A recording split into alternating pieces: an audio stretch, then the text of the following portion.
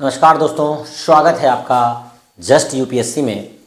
इसके पहले के लेक्चर में हमने देखा था कि हम EIA के विषय में जानकारी इकट्ठा कर रहे थे और उसमें हमने जो भी पॉइंट इम्पोर्टेंट थे और नॉन इम्पोर्टेंट थे सब कवर किया। ऐसा कुछ नहीं है, कवर करना इसलिए भी है कि पढ़ना तो है ही, छोड़ सकते नहीं हैं।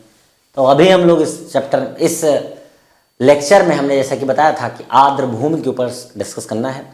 और देखिए, आर्द्र भूमि के ऊपर हमने लेक्चर बहुत पहले बना दिया है। आर्द्र भूमि में कौन डिफिनेशन क्या होती है, क्या क्या है, सारी चीज़ें इसके पहले के लेक्चर में हो चुका है, आपने पढ़ लिया होगा। अगर इस टाइप का कुछ होता है यहाँ पर अगर आता है तो हम लोग थोड़ा सा रिवीजन कर लेंगे, पर्पज से थोड़ा तेज़ी से रिवीजन कर लेंगे।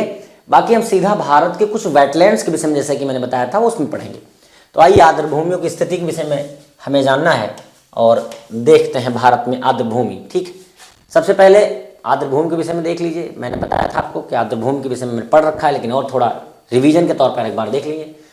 आर्द्र भूमियों कुल भूसतह के लगभग 6% से 6% हिस्से को कवर करती हैं। पौधों और जानवरों की सभी 40 प्रजातियां आर्द्र भूमि में रहती हैं। ये बता चुका हूं मैं पहले वाले में। भारत में लगभग 4.6% भूमि आर्द्र भूमि के रूप में है। 15.26 मिलियन हेक्टेयर भूमि को ये कवर करती हैं। भारत में 46 स्थल हैं जिन्हें आर्द्र भूमि के रूप में अंतर्राष्ट्रीय महत्व रामसार स्थल का नामित किया गया है, जो कि अब 75 समथिंग में हो गए हैं। लेटेस्ट डेटा के अकॉर्डिंग आप इसको देख लीजिएगा, जो जिनकी संख्या अब हो गई है 75 के करीब। कितनी? 75 के करीब हो चुकी है। अभी लेटेस्ट के अकॉर्डिंग 75 रामसार स्थल हो चुके हैं। ठीक है, ये आप एक बार जरूर देख लीजिएगा, अपडेट हो जाइएगा। हो सकता है और बढ़ गए हों, ठीक, या हो सकता है कि मैं ही थोड़ा एक दो क्वेश्चन मतलब मान लीजिए 73 हो, 74 हो, लेकिन मुझे जहाँ तक पता है, जितना मैंने देखा था 75 था। और हो सकता है एक दो कम हो या ज़्यादा हो। तो एक बार पूरी तरह से देख जरूर लीजिएगा, क्योंकि डायरेक्ट पूछ लेगा, क्वेश्चन में डायरेक्ट पूछेगा स्टेट एग्जाम में। तो रामसार स्थल की बात करें आगे के रूप में, रामसार स्थल की आगे बात करें, मैं रामसार स्थल के रूप में घोषित आर्द्र भूमि को सम्मेलन के सख्त दिशा निर्देशों के तहत संरक्षण प्रदान किया गया है। वैश्विक स्तर पर अगर बात करें, 2300 से अधिक रामसार साइटें हैं। आर्द्र भूमियों का विनियमन आर्द्र भूमि संरक्षण और प्रबंधन नियम 2017 के तहत किया जाता है। केंद्रीय आर्द्र भूमि नियामक प्राधिकरण हेतु 2010 में बनाए गए नियम को राज्य सरकार या राज्य स्तरीय निकायों के साथ वर्ष 2017 में प्रवर्तित किया गया तथा एक राष्ट्रीय आर्द्र भूमि समिति का गठन किया गया, जो सलाहकार भूमिका में है। नए नियमों ने आर्द्र भूमि की परिभाषा को कुछ वस्तुओं को हटा दिया, ठीक, जिसमें बैक वाटर, लैगून। ध्यान से सुनिएगा, नए नियमों के अनुसार आर्द्र भूमि की परिभाषा से कुछ वस्तुओं को हटा दिया गया है। हमने ये पढ़ा था ऊपर, ये था लेकिन अब नहीं है। बैक वाटर, लैगून, क्रीक, ठीक, एस्चुरीज, ये सब इसमें शामिल हो गए हैं। मतलब नए नियमों में अब इनको शामिल नहीं किया गया है। वर्ष 2017 के नियमों के तहत आर्द्र भूमि की पहचान करने की जिम्मेदारी राज्य सरकार को सौंपी गई है। ये क्वेश्चन यहाँ से बन सकता है, इम्पॉर्टेंट है, स्टेट और यूपीपीसीएस दोनों में आ सकता है। जब मैं यूपी लिखूँ ना तो स्टेटों में समझ लीजिए, और यूपीएससी लिखूँ स्क्वायर कर देते हैं सीधा सीधा। यूपी स्क्वायर करने से क्या होगा, एक तरफ स्टेट भी आ गया। किसी भी स्टेट की बात करें तो वो उसको यू और पी से डिनोट कर सकते हैं, और अगला जो स्टेट, अगर हम यूपीएससी की बात कर रहे हैं तो उसको भी यू और पी से डिनोट करेंगे, क्योंकि आगे एस और सी लगाना होगा। तो इसीलिए दोनों को मिलाकर यूपी स्क्वायर कर दें तो समझ जाइए कि हाँ, ये बहुत इंपॉर्टेंट है यूपीपीसीएस के लिए, यूपीएससी के लिए और अदर स्टेट एग्जामों के लिए भी। मतलब सब उसी में शामिल है आपके। मतलब एक तो स्टेट के लिए भी और एक दूसरा यूपीएससी के लिए, दोनों के लिए इंपॉर्टेंट है यूपी स्क्वायर। ठीक, हाल ही में रामसार कन्वेंशन के तहत हरियाणा में दो स्थलों को रामसार स्थल में शामिल किया गया। इसमें कौन कौन से थे? भिंडवास, भिंड भिंडा आवास वन्यजीव अभ्यारण्य तथा सुल्तानपुरी राष्ट्रीय उद्यान, ये कहाँ के लिए इंपॉर्टेंट हो सकता है? जो HPSC है, HPSC बहुत ज़्यादा इंपॉर्टेंट हो सकता है, वहाँ पूछ सकते हैं डायरेक्ट। वैसे यहाँ तो UP स्क्वायर लिखा ही हुआ है कि हाँ सॉरी, सुल्तानपुर राष्ट्रीय उद्यान को अंतर्राष्ट्रीय महत्व के आद्र भूमि के रूप में मान्यता दी गई है। बेसिकली ध्यान से उतर जाता है और पेन चल जाती है और लगता है कि वही का वही रहा है, भी ऐसा होता नहीं है। ठीक है, जलीय परितंत्र के संरक्षण हेतु राष्ट्रीय कार्य योजना, जैसे कि मैंने पढ़ा रखा है आपको पहले ही, लेकिन फिर से रिवीजन कर लीजिए। NPCA आर्द्रभूमियों और झीलों दोनों के लिए एकल संरक्षण कार्यक्रम है। NPCA यही है जो अभी आपने इसका फुल फॉर्म पढ़ा है, राष्ट्रीय जलीय परितंत्र के संरक्षण हेतु राष्ट्रीय कार्य योजना, NPCA उसी का शॉर्ट फॉर्म है। या केंद्र प्रायोजित योजना है, ये याद रखिएगा, सेंट्रल स्पॉन्सर्ड स्कीम है आपकी। ठीक, वर्तमान में अगर बात करें तो केंद्रीय पर्यावरण वन जलवायु परिवर्तन मंत्रालय द्वारा कार्यान्वित की जा रही है।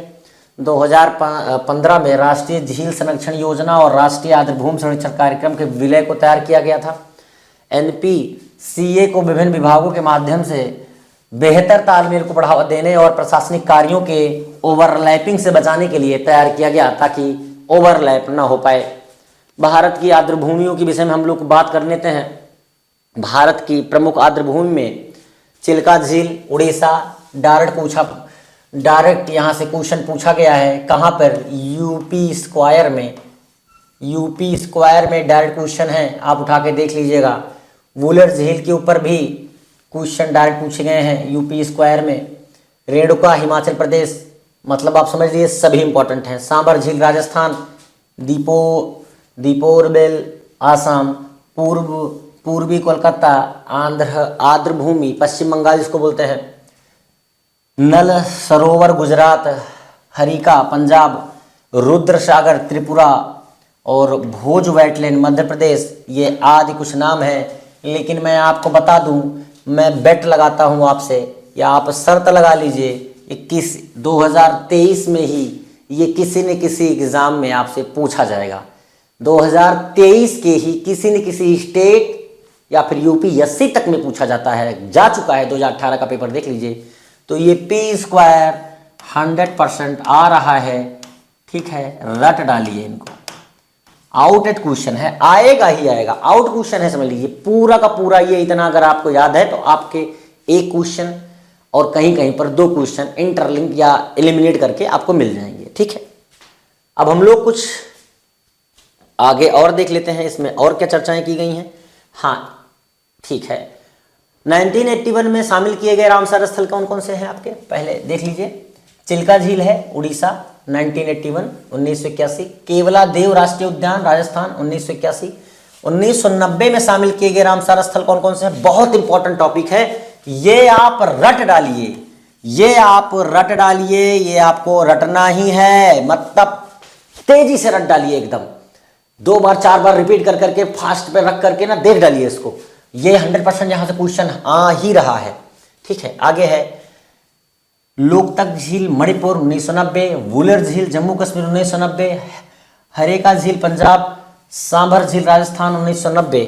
ये कुछ झीलें थी आपकी। ठीक है, आगे हम लोग देख लेते हैं 2002 में शामिल कौन कौन है। ठीक है, कजली झील पंजाब, रोपड़ पंजाब, कोरल झील आंध्र प्रदेश, दीपोर बेल आसाम, पोंगमान झील हिमाचल प्रदेश, टोंग मोरोरी केंद्र प्रशासित प्रदेश लद्दाख, अष्टमुड्डी वेटलैंड केरल, संस्थान कोट्टा झील केरल। ठीक, वेबनाट कोल वेटलैंड केरल, भोज वेटलैंड भोपाल मध्य प्रदेश, भीतरकनिका मैग्रो उड़ीसा और पॉइंट कैलीमेरे वन जीव और पक्षी अभ्यारण्य तमिलनाडु 2002 में शामिल हुए हैं। 2005 में कौन शामिल हुए हैं? ठीक है, 2005 में कौन शामिल हुए हैं आपको दिखा देते हैं। और इसके हाँ, तमिलनाडु के बाद नेक्स्ट है पूर्व कलकत्ता वेटलैंड। 2005 में कौन शामिल हुए हैं? चंदेरेटल wetland Himachal Pradesh, Renuka wetland Himachal Pradesh, होरेकेरा wetland Jammu Kashmir, सूरीसार Manasara झील जम्मू कश्मीर, रुद्रसागर झील त्रिपुरा, ऊपरी गंगा नदी ब्रजघाट से नरौरा खिंचा उत्तर प्रदेश, 2012 में कौन कौन शामिल हुए हैं? तो नल सरोवर पक्षी अभ्यारण्य गुजरात। 2019 में कौन कौन शामिल हुए हैं ये देख लीजिए। सुंदरवन डेल्टा पश्चिम बंगाल, नंदू माधेश्वर नासिक महाराष्ट्र, नवाबगंज पक्षी अभ्यारण्य उन्नाव उत्तर प्रदेश, केशवपुर मियानी कम्युनिटी रिजर्व पंजाब, ब्यास संरक्षण रिजर्व पंजाब, नागल मंजू अभ्यारण्य रूपनगर पंजाब, सांडी पक्षी अभ्यारण्य हरदोई उत्तर प्रदेश, समसपुर पक्षी अभ्यारण्य रायबरेली उत्तर प्रदेश, समन पक्षी अभ्यारण्य मैनपुरी उत्तर प्रदेश, पार्वती अर्गा पक्षी अभ्यारण्य गोंडा उत्तर प्रदेश, सरसाई नवर झील इटावा उत्तर प्रदेश। 2020 में कौन शामिल हुए? कोरोना काल में असम रिजर्व उत्तराखंड, कबरताल बिहार। 2020 में लोनार झील महाराष्ट्र, जो कि कहते हैं कि लोनार झील का निर्माण उल्कापिंड से हुआ है गिरने से, ठीक है। और सुर सरोवर या कीथम झील आगरा उत्तर प्रदेश, त्योंकर लेक केंद्र शासित प्रदेश लद्दाख। उसके बाद 2021 में कौन शामिल हुआ है?